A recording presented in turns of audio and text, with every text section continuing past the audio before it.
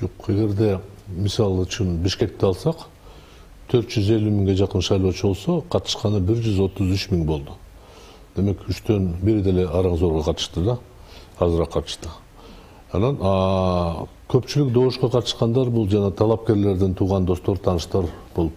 Анан калгандары бирде партияны тааныбайт, бирде талапкерди тааныбайт, бирок добуш берди. Кызыкчылыгы болгон да.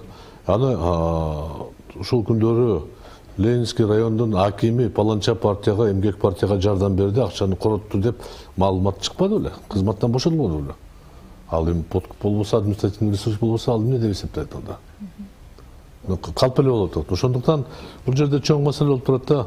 Негизи биз элде эч качан айып кое албайбыз. Себеби адамды тандоо кыйын болуп атат да. Алдыңа келип туруп, мына сага 1000 сом берем, же болбосо тааныбаган бирөөнү шайлап бер, 4 жылда күтөсүң деген болбойт. 1000 сомду макул болот да. Кыйналып аткан учурда азык тамактар баары кымбаттап атса, бензинге сайын кымбаттап атса, жумушу туруктуу болбосо, албетте ал 1000 сомду алып калат да.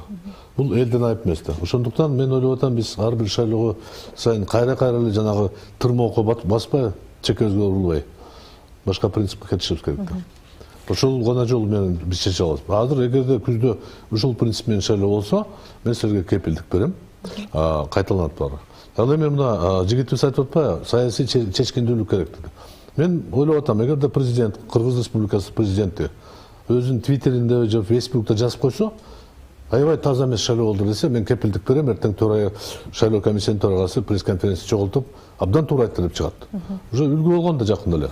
Ошондуктан эгерде ал киши чын эле шайлоо мезгилинде убаданы аткарам десе, бир аз көңүл көрсөтүп, мындай болбош керек деп айтып койсо жетишет эле.